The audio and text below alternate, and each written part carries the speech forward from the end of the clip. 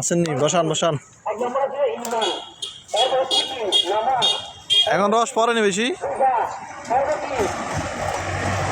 হ্যাঁ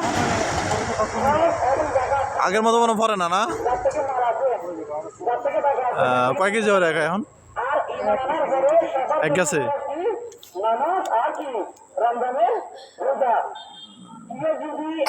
চুরি চুরি করে, চুরি করে চোরে এখনো নেই।